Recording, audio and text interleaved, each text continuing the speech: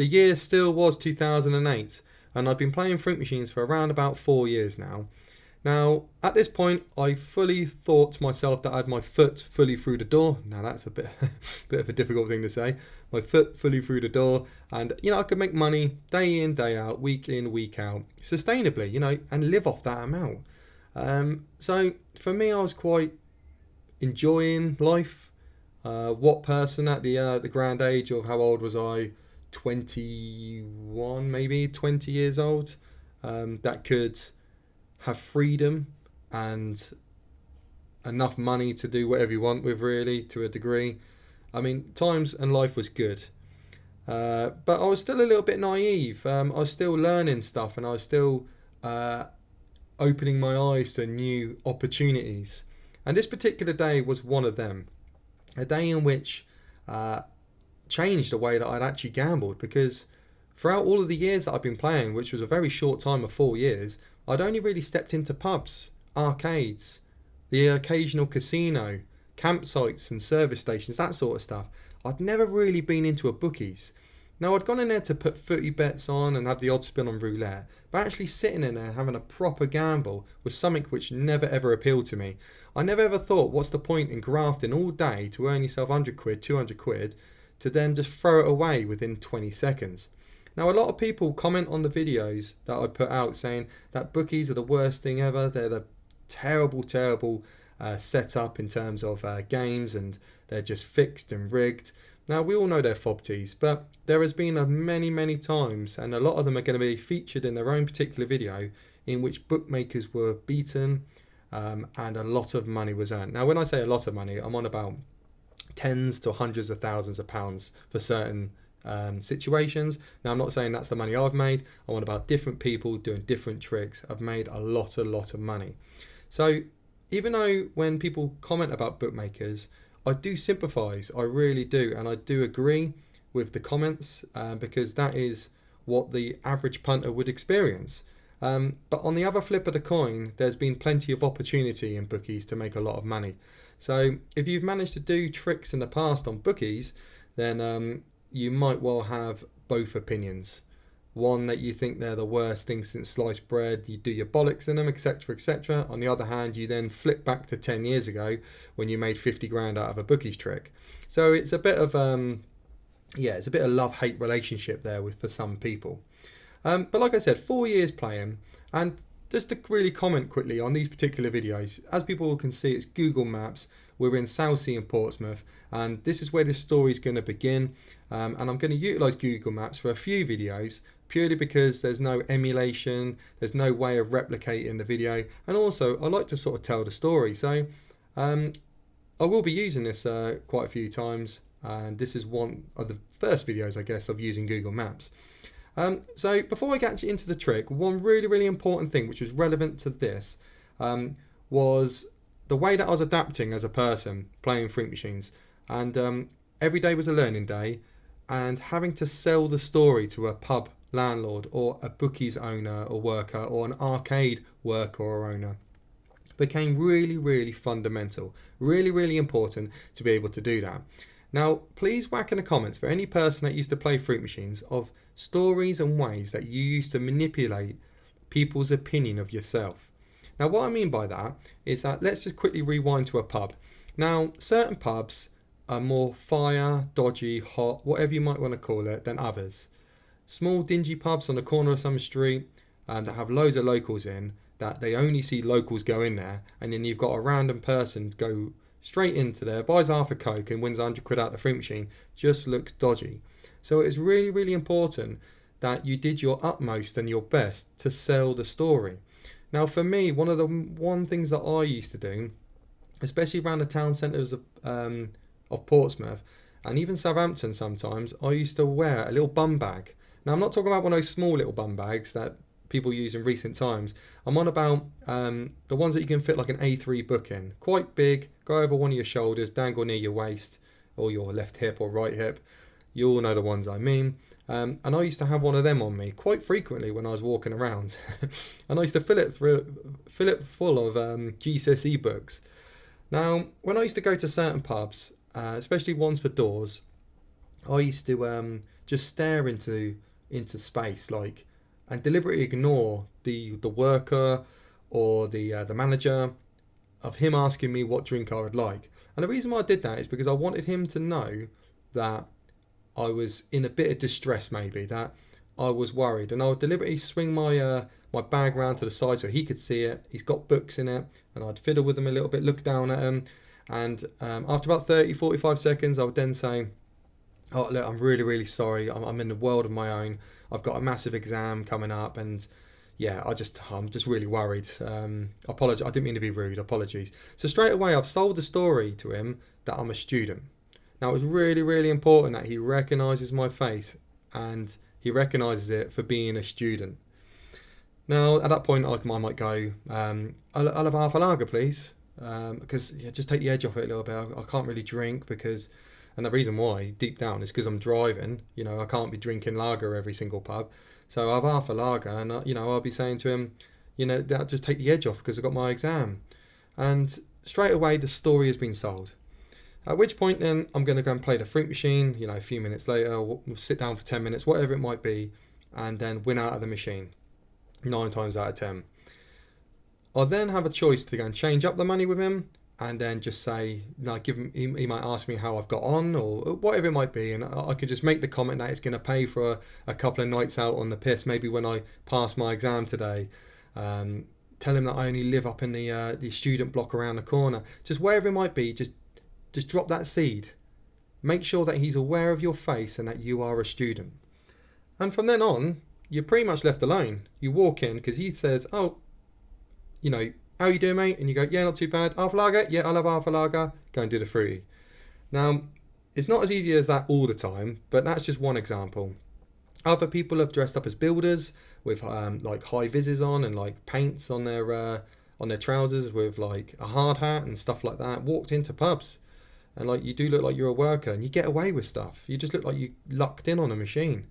So yeah, please whack in the comments anything that you might have done in the past if you ever used to do it. And yeah, I'd love to hear from them. So this particular video, let's actually get into the video. That is all relevant because this building right here used to be a Bookmakers. It used to be a William Hill's. It's no longer. It's in Southsea in Portsmouth. And this road down here, Ashby Place or whatever, where this old man or old lady is just about to cross, there's a car park down the bottom there. So basically, look how many cars there are there. Let's go down there, and then they're gone. Google Maps, eh? Yeah, so basically I had a phone call in this particular time about a trick that I might want to buy off a legitimate source, off someone who I knew, and he said, "Do you want to buy a fruit machine empty? A legal way of making money out, taking every pound coin out of a fruit machine for 500 quid." I snapped at this. Like, literally, I was like, not snapped in a bad way. I'm having that. Yeah, of course, mate. Where do you want me to meet? What time? I spoke to him for a good few years, and he told me to go down this road and meet him early in the morning. So that night, I went to bed, or attempted to go to bed, and literally I was like a kid at Christmas. I could not sleep a wink. I was excited. I was cautious. I was thinking, what's it gonna be on? Is it gonna be on like a Red Gaming, Games Media, a Barcrest? Is it in like arcades? Is it like in pubs? Do I know where loads are? Like, all these questions were racing through my mind. However, when I got into my car and actually drove here, I then started thinking, why? It's too early in the morning for pubs to be open. And I parked up in this middle space here. It was at like 7:30 or something like that. And like, for me, like, the majority of pubs, if not all of them, are shut at this time back then. I think that pubs opened at 9, and I was like, what the heck's going on here? Anyway, my mate pulls up, and we do our windows down first. We start talking, like, just small chat, and then we turn around and we walk up here, and we stop about here. He then explains to me, right here near this bin, just as we're paying for our tickets for the car park, that it's not in a pub, and he apologises instantly because he knows that bookies are something that I've never stepped into. I just think they're a waste of money at the time. Like, I did football bets, etc., but never ever really stepped in it to gamble properly. And he went, "But it's sweet. It is a really good trick. I've only been on it a few days, and the reason why I'm telling you is because there's hundreds of William Hills that we can go to, and we can split in half, and you tackle one side of the UK and I'll tackle the other. That was his words, if I remember rightly. So I was like, okay, so how do you do it? He goes, oh, don't worry, you hand me over the 500 quid afterwards, not now. I'll go in, we'll sit down and we'll do it together. So lo and behold, the next minute we're walking up to this building up here, where this William Hill was, and we step into here. Now, one thing I did forget, I was with another person at the time. So it was me and my mate, and him and his mate. So there was 4 of us walking into this Bookie's. So we walk in there, and we sit down at the terminal, and one of his other mates split up and went over to the horses, and we just like walking around like headless chickens, not knowing what's going on. So we just pull up to the terminal, and then we go to attack the trick. And so what I'm going to do is I'm going to pause the video, and I'm going to bring you back when I've got a picture of the roulette table, just to make it easier to explain exactly what happens and you know how the trick was done, etc. So I'll be back in a sec. So after walking in, me and my mate and the guy who's selling us the trick for 500 quid, I've pulled up some chairs next to a particular FOBT. Now at the time, William Hills tended to have quite big venues. That's something that I noticed. Now don't get me wrong, there were some small dingy ones in certain places and cities, but the majority of them were quite, you know, healthily big, quite nice size, like large venues. And they weren't scared of popping a FOBT in each corner basically, to scatter them around. Like you look in bookies now, they tend to keep the FOBTs together, don't they? Put 4 in a line or put 2 and 2. You do get odd ones here and there, but the majority of them are quite close together. And in this particular bookies, they were just everywhere. And the one that we pulled up a chair next to was around the corner from the actual desk. So the line of sight from the worker to this terminal was non-existent. There was no cameras in William Hills, and there was one worker first thing in the morning. The one thing I learned after weeks and weeks doing this, a second worker actually did come in, but it was only around about 12 o'clock when they was predicting that the bookies would get a little bit busier and they needed that extra worker in. But for the morning, there was only ever one worker, and without sounding stereotypical, they tended to be quite old, you know, elderly women or men that was like in their 60s or whatever used to work there. It might well just in this particular instance be this bookies that had them, but yeah, they tended to have like older people working in the bookies. But like I said, this particular terminal was around the corner, completely out of line of sight, and the other guy that was with us went and put on some 20p horses. So at the time, he's inserted 100 quid quite slowly into this terminal and loaded up Lucky 8 Roulette. And that's what you can see in front of you. On the left hand side, the wheel with the betting table, and on the right, the progressive cash pot. Now I've got no footage. I could have gone onto YouTube and nicked a couple of videos, but I'd never do that. I just thought I'd get the images and try and explain it to you, because you can still picture and visually see through these exactly how the trick went on. Now, at the time as well of him putting those 20p horses on, the guy started to explain things to me, and he was saying, so what we're going to do is we're going to basically pull up that cable. And he pointed to an internet cable to the side of the machine, which was just in the wall. It was a grey cable that fed into an Ethernet port, and basically it connected the internet to that particular terminal. Now, what I didn't know at this time, and soon realised shortly afterwards, that William Hills and Betfred required a request a random number generator. So they had to request a number through that cable for the outcome of that game. Whereas Corals and Ladbrokes never had that. They were built into the software. Correct me if I'm wrong, I can't ever remember there being internet cables on Corals and Ladbrokes, but Betfred's and William Hills definitely had it. And that was really, really key to how this trick worked. So just rewinding a little bit quickly, when that guy was putting on the 20p horses, he was there to sell the story, manipulate the opinion, and to make them feel that he was there to gamble. I mean, like we just inserted 100 quid into a FOBT as well, but he was there for 2 reasons: for distraction and to sell the story. So he's put the 20p horses on, and as normal as a goodwill gesture and just good etiquette, that the worker would always offer drinks. Hot drinks in particular, had to go into the back of the back room to put on tea and coffee, and put the kettle on or whatever you might want to call it. Basically, a perfect time to unplug that connection. So as she went in and she did her drinks, you could pull out the internet cable. And don't get me wrong, some people never even bothered that. If it was round the corner, they would just walk up to it and just pull the cable out. And all that meant was that the cable was slightly dislodged, electrically disconnected, but visually looked like it was still in. So the cable was still in the port, but not fully connected. What happens then is that £100 was put in, and put on anything. You could gamble on reds, blacks, evens, high, lows, whatever it might be. And as you hit start to bet that £100, it would say cannot request a random number, and it would kick you out of the game. But what it would also do is boost up the cash part by, I think if I remember rightly, £1.50. Please correct me if I'm wrong, it's been a long time. But you'd boost the cash pot up. And essentially, you rinse and repeat that until the cash pot was maxed. Now the max that this could go to was 350 quid. But also in the background, a reserve pot was building up, which was very, very useful because it made your time that you had to have the cable out, it limited that, it made that less time, and also it sometimes allows you to have back-to-back 350 max pots. So a lot of information is going to get thrown out at the moment, but basically that's the way that you could boost the cash pot up for free. Betting 100 quid, request a random number, it can't give it to you, kicks you out, and then you go back in. Now, as you can see, the wheel is much bigger than a normal standard roulette wheel. It has up to 0 to 49, so in total 50 spots that you could bet on, including the lucky 8, which is yellow.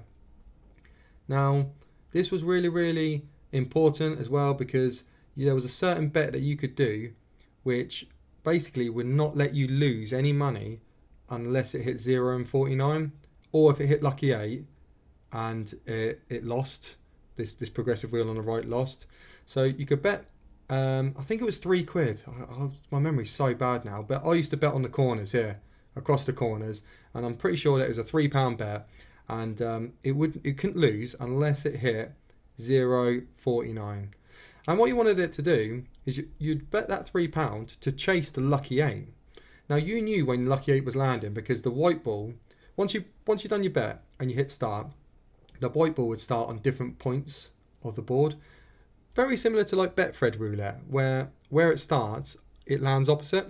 So with this one here, if it started on the left hand side here, it would land on lucky 8. And it was actually like a little tiny digital wooden notch.